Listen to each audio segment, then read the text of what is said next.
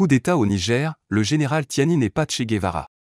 Tandis que les chefs d'état-major de la CEDEAO se réunissent ce 17 août à Accra, le commissaire aux affaires politiques, à la paix et à la sécurité de l'organisation, Abdel Fattah Musa, maintient les putschistes sous pression et érige la sécurité du président Bazoum en ligne rouge.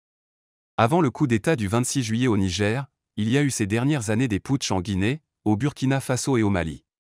Pourquoi la CEDEAO réagit-elle cette fois différemment? Abdel Fattah Musa, en 3 ans, il y a eu 7 coups d'État dans la région.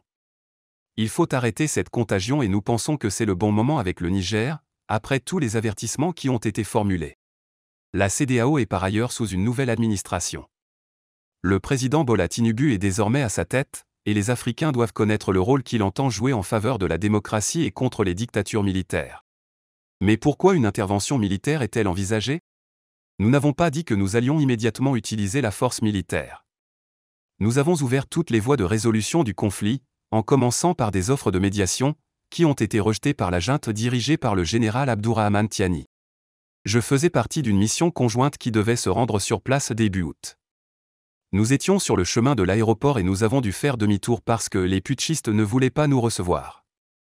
Lorsque l'ancien chef de l'État nigérian Abdulsalami Abubakar et le sultan de Sokoto, eux, ont été confinés au sein de l'aéroport et que les putschistes ont lancé des ultimatums. Ils ont repoussé les efforts de médiation de la CEDEAO, mais ils se disent maintenant prêts à discuter. Bien sûr, la population souffrira des sanctions et c'est donc à elle de faire pression sur la junte pour qu'elle rétablisse l'ordre constitutionnel. La CEDEAO est-elle vraiment unie sur la question du Niger? En dehors de la Côte d'Ivoire, quel autre pays s'est engagé à fournir des troupes à la force d'intervention? D'un point de vue rhétorique, l'unanimité était totale lors du dernier sommet. Le seul État membre à avoir parlé d'une voix discordante est le Cap-Vert, qui a déclaré vouloir une résolution pacifique. Mais personne ne s'est opposé à une action militaire au cours de la réunion. Les chefs d'état-major des pays membres se réunissent à Accra ce jeudi. L'option militaire est sur la table, mais ce n'est pas celle que nous préférons. Nous l'envisageons comme une mesure de dernier recours. Sous quel délai la CEDEAO considérera-t-elle que les négociations ont échoué? Il n'y a de délai que si les autorités refusent de négocier ou que les négociations n'aboutissent pas. Nous sommes ouverts au dialogue.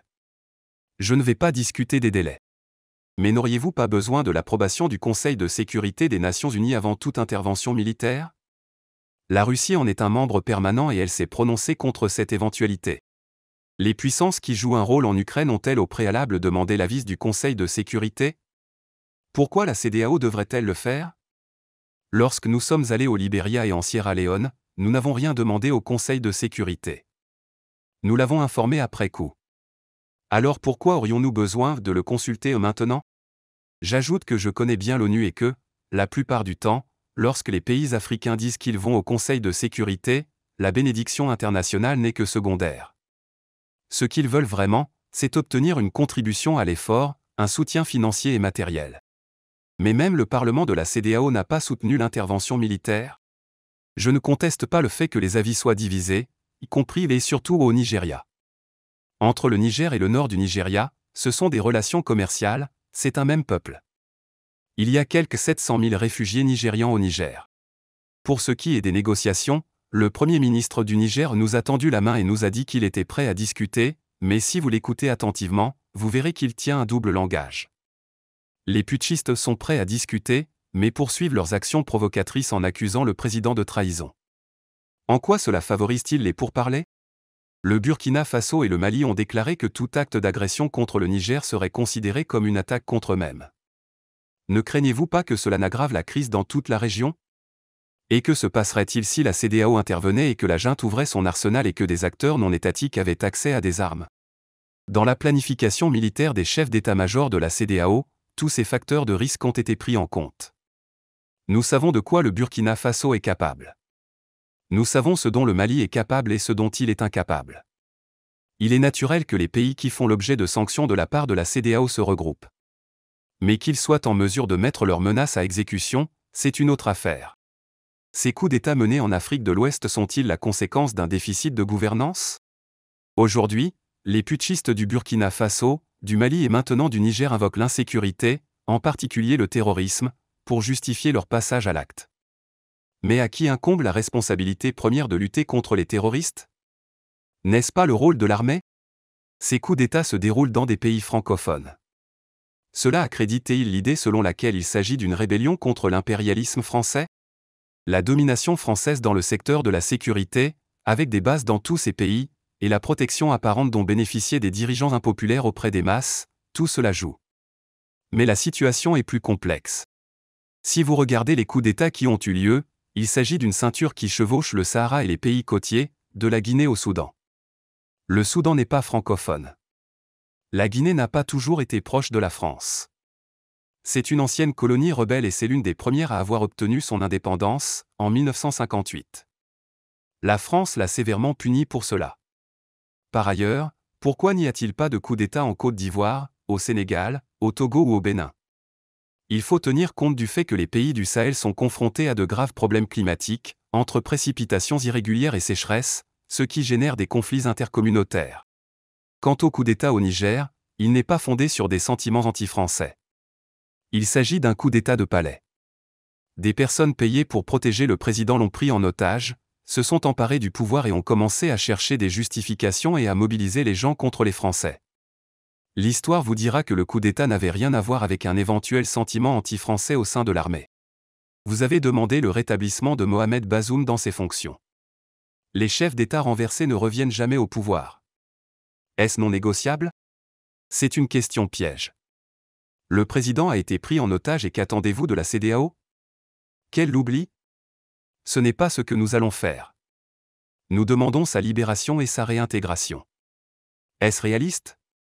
La junte a menacé de le tuer en cas d'intervention, c'est du chantage. Mais si Mohamed Bazoum était rétabli dans ses fonctions, les putschistes pourraient à leur tour être poursuivis pour trahison.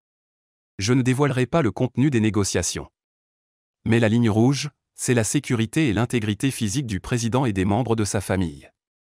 Nous tenons la junte pour responsable de son bien-être. S'il lui arrive quoi que ce soit, elle le paiera très cher.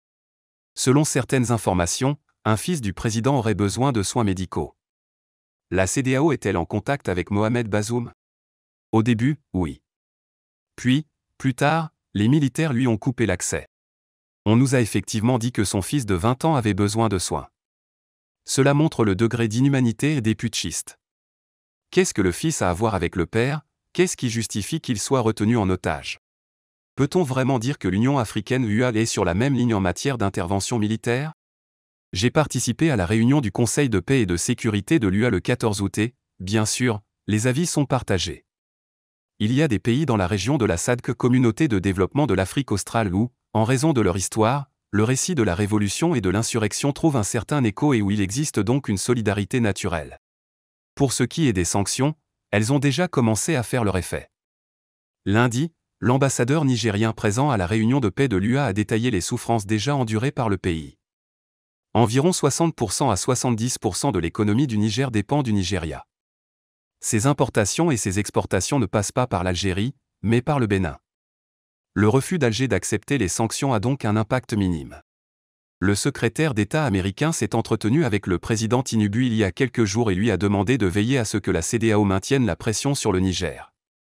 Comprenez-vous que cela donne l'impression que l'organisation est instrumentalisée par les Occidentaux? Les États-Unis soufflent le chaud et le froid en ce qui concerne le Niger. D'une part, ils soutiennent la CEDEAO mais, d'autre part, ils maintiennent leur armée sur place. Ils ont déployé un ambassadeur dans le pays et des signes indiquent qu'ils ne veulent pas d'une intervention militaire. Les États-Unis fournissent un soutien budgétaire d'environ 2 milliards de dollars par an au Niger. Et, bien sûr, ils ont des intérêts stratégiques dans le pays. Ils comptent environ 1100 soldats au Niger et leur plus grande base de drones au Sahel, tout comme les Français, qui dénombrent également environ 1500 soldats dans le pays. Les États-Unis et la France étaient d'ailleurs présents lors du coup d'État. Ils ne l'ont pas empêché, même s'ils auraient pu le faire s'ils l'avaient voulu, parce qu'ils ont tout l'équipement nécessaire et tout ce qu'il faut sur place. Si nos principes coïncident avec les positions de l'Occident, qu'il en soit ainsi. Si les États-Unis soutiennent la CEDEAO, quel mal y a-t-il à cela? Nous avons besoin du soutien de tous, des anges comme des démons, tant que nous pouvons rétablir l'ordre constitutionnel. Cela ne signifie pas que nous sommes téléguidés par quelqu'un de l'extérieur, la CEDEAO prend ses décisions en toute indépendance. Il est important que nous soyons nuancés dans notre analyse, car quiconque s'oppose à la junte est considéré comme un laquais de l'Occident. Il s'agit d'un récit dominant qui est erroné mais qui convient à des universitaires paresseux. Pour eux, il s'agit d'anti-impérialisme. Qu'y a-t-il d'anti-impérialiste chez le général Tiani, qui a été l'un des éléments clés utilisés pour promouvoir les intérêts occidentaux dans le pays? Tout d'un coup, il est devenu Che Guevara?